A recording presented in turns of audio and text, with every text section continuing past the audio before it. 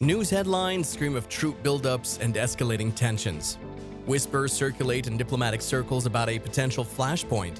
The question burns, would Russia dare to challenge NATO, the world's most powerful military alliance? The answer, shrouded in a fog of military might and geopolitical maneuvering, could trigger a conflict with unimaginable consequences. In today's video, we'll explore that, but first, don't forget to like the video and subscribe to the channel. Imagine a neighborhood watch program gone wrong. That's kind of how things are between NATO and Russia. NATO, the North Atlantic Treaty Organization, is a defensive alliance of 32 countries, many of them in Europe. Russia, the giant federation to the east, has a long history of wielding power in the region. And right in between them lies Eastern Europe, a territory caught in a tug-of-war between these two titans. The roots of this conflict run deep. After World War II, Europe was divided between the democratic West and the communist East. NATO was formed in 1949 as a bulwark against Soviet aggression. When the Soviet Union collapsed in 1991, many Eastern European countries saw a chance to escape Russia's sphere of influence and join the West. This included former Soviet republics like Ukraine and Georgia. Russia, however, viewed NATO's eastward expansion as a threat, a creeping military alliance encircling its borders.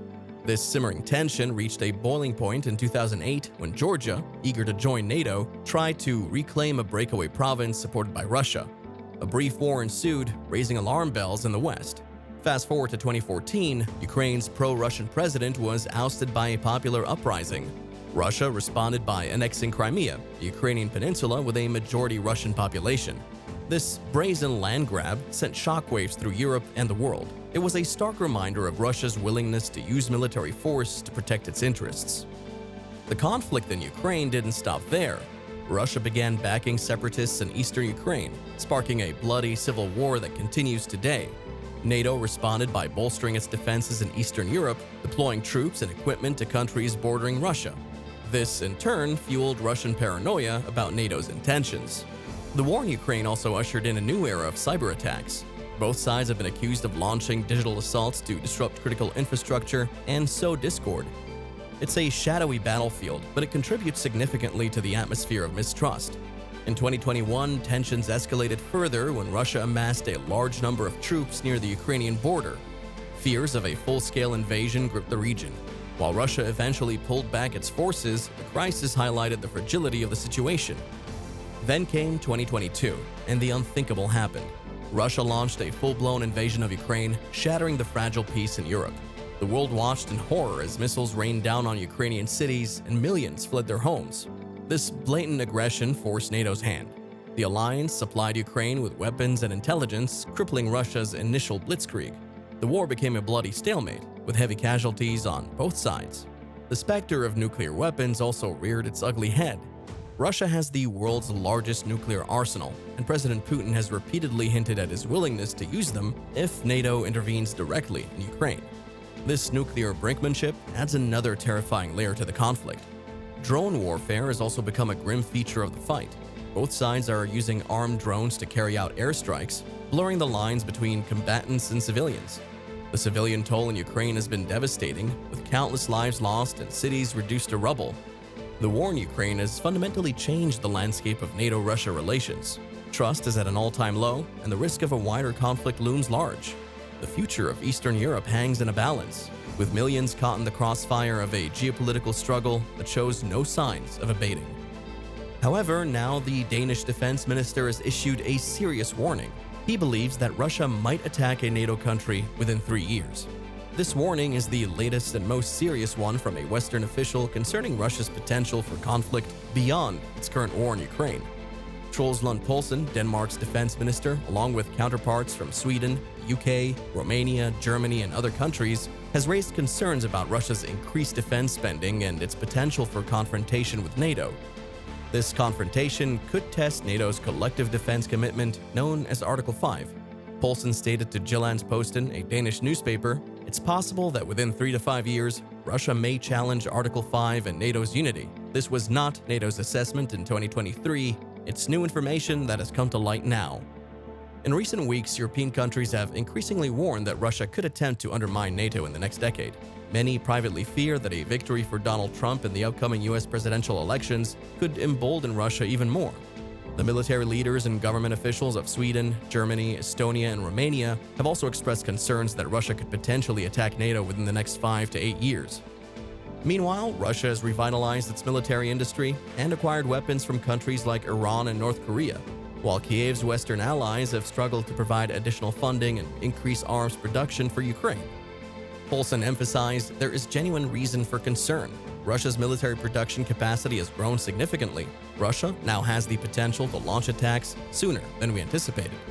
Mikhail Johansson, CEO of Saab, a leading European defense company, expressed worry about Russia producing far more artillery rounds, about 4 to 5 million annually, than Europe. He stressed the need for Western governments to make long-term commitments to defense companies to enhance deterrence and resilience against the Eastern threat. Vlad Georgita, the new head of the Romanian Armed Forces, warned that if Russia succeeded in Ukraine, it would target Moldova and the Western Balkans. He urged Romanians to prepare and suggested strengthening the army in response. But could Putin attack NATO, and is the West prepared for it? Let's examine. The Kremlin's and Russian authorities' rhetoric towards NATO and the Western alliance has always sparked questions. Lately, Russia has taken increasingly evident steps to ready itself for potential conflict with Western nations. For instance, the Russian leader recently accused the Baltic states of endorsing Nazism, alleging that these countries had labeled thousands of residents as subhuman, stripped them of their fundamental rights, and subjected them to persecution. Kremlin officials regularly criticize Baltic governments for what they perceive as neo-Nazi policies and mistreatment of Russians and Russian speakers. According to analysts at the Institute for the Study of War, Putin employs such rhetoric to set the stage for potential Russian aggression against NATO members. It's worth remembering Russia's objectives during the Ukraine invasion, one of which was denazification. If the Kremlin decides to initiate a conflict with the West, the Baltic states could become the initial target of Russian military action in the future. This speculation is also echoed in German media. A recent publication by the German tabloid Bild outlined possible scenarios of a Russian invasion, projecting events to unfold in February 2024 with a new mobilization of 200,000 Russian troops.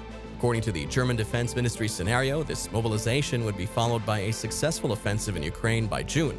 Subsequently, Russia would transition to hybrid attacks on Western targets, including instigating ethnic Russians in the Baltic states. Russians could also exploit a false claim of an imminent NATO attack as a pretext for conflict. This series of Russian actions would culminate in what's been termed Day X in May 2025, prompting the alliance to deploy 300,000 troops to its eastern flank. French President Emmanuel Macron shares the view that Russia could potentially attack a NATO country in the coming years. It's not out of the question, former British Prime Minister Boris Johnson remarked when questioned by European Pravda about Putin's potential aggression against an alliance member. For instance, I didn't appreciate his comments about Poland during his interview with Tucker Carlson, so I believe he might attempt something along these lines, especially if he succeeds in Ukraine. In a hypothetical scenario where Russia attacks NATO, the global economy would experience significant upheaval and uncertainty. Such an event would trigger a chain reaction of political, economic, and social consequences that could reshape the future of the world, particularly Europe, and potentially lead to a catastrophic nuclear conflict. Firstly, the immediate impact would be felt in the financial markets. Stock markets around the world would likely plunge as investors react to the sudden escalation of hostilities. The uncertainty and risk associated with a major military confrontation would lead to capital flight from affected regions, causing currency values to fluctuate wildly. Trade disruptions would occur as countries reassess their economic ties and impose sanctions on Russia, further exacerbating the economic turmoil. Politically, the attack on NATO would strain international relations to their breaking point. Allies of NATO would be obligated to respond militarily, leading to a complex web of alliances and conflicts. Diplomatic efforts to de-escalate the situation would face immense challenges, as trust between nations erodes and suspicions run high. The United Nations and other international organizations would struggle to maintain peace and order, facing criticism and skepticism from member states. The future of Europe would be particularly uncertain.